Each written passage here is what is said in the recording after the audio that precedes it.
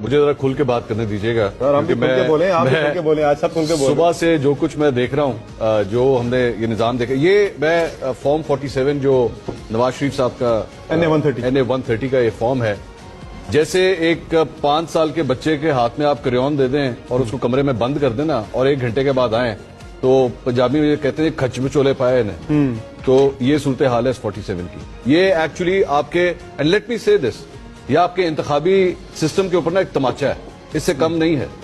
شرم آتی ہے اس فارم کو دیکھتے ہوئے کہ کوئی ذی شعور آدمی جو پڑھا لکھا آدمی ہوگا نا، جب وہ اس فارم کو دیکھے گا تو وہ کہے گا میں اس نظام کا حصہ ہوں. آپ اس لیے مجھے کہتے ہیں کہ میں جمہوریت میں آ کے ووٹ ڈالوں؟ آپ صرف ایک 4 سال کے بچے کو جس کو تھوڑی سی میتھس آتی ہوگی نا، وہ بھی کیلکولیٹ کرے گا تو وہ کہے گا یہ کیا ہے، کیا یہ مطلب میں یہ بیسیکلی یہ وہ حلقہ ہے جہاں پہ میں خود پیدا ہوا ہوں. NA-130 میں میں پیدا ہوا، میں نے اپنا بچپن سارا وہاں پہ گزارا. پاکستان کا سب سے بڑے پروٹیسٹ جو ہیں لاہور میں جو ہوتے ہیں وہ اس حلقے میں ہوتے ہیں، مال روڈ کے اوپر.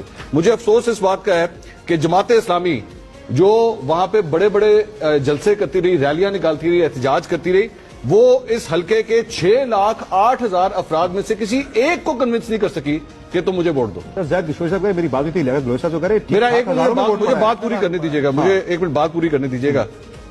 دوسری بات یہ کہ آپ نے جو اس کے بعد یہ جو مہر بانو قریشی 16,500 ووٹ ریجیکٹ ہو گئے ملتان کے اندر. مطلب وہاں کے لوگوں کو اتنی سینس نہیں ہے کہ انہوں نے ووٹ کس طرح ڈالنا. 16,500 ووٹ یہاں پہ اسی لاہور کے اندر، اب اسی کے مطابق جو ہے 650 ووٹ ہے جو ریجیکٹ ہوا ہے. لاہور کے لوگوں کو اتنا شعور ہے کہ 650. اور by the way last time اسی حلقے کے اندر جو ہے 2,500 ووٹ ریجیکٹ ہوا تھا. یہ اسکرین پہ چل بھی رہا ہے جی فارم، ٹھیک ہے. اب آپ یہ just look at the numbers.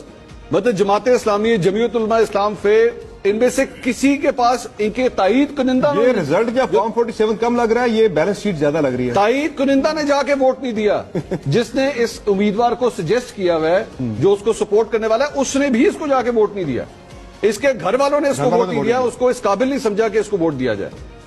خدا کے لیے اس عوام کے ساتھ ایسا مذاق مت کیجیے. میں یہ نہیں کہہ رہا کہ ایک جماعت یا دوسری جماعت کون جیت رہی تھی، لیکن یہ بیسیکلی مجھے کہنے دیجئے کہ یہ لگ اس طرح ہے نواز شریف کی شرمندگی بچانے کے لیے آپ نے یہ فارم نکالا، کیونکہ مانسیرا سے بھی وہ ہار گئے تھے. یہ ان کی آبائی سیٹ تھی جہاں سے وہ ہارے ہیں. 1985 سے الیکشن لڑ رہے تھے. ہم نے ہماری ٹرانسمیشن میں مزمل صاحب نے یہ فرمایا کہ اتنے پرانے وہ یہاں سے الیکشن لڑتے ہیں، اس سے بڑی شرمندگی کوئی تھی. میں آج آپ کو یہ بھی بات بتا دوں، اور اگر کسی کو ریکارڈ چاہیے ہوگا تو میں دینے کے لیے تیار ہوں.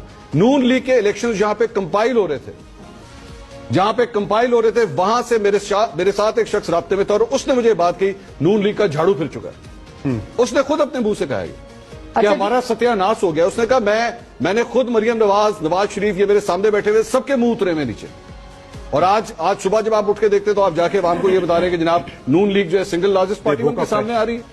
خدا کے لیے اب دیکھیں بڑا پن یہ ہے کہ امیر حیدر ہوتی جو ہے انہوں نے مستعفی ہونے کا اعلان کیا. میں یہ ایک بڑی اہم بات ہے کہ وچ از گڈ. آپ احساس کر رہے ہیں، آپ لوگوں کے عوام کے مینڈیٹ کو تسلیم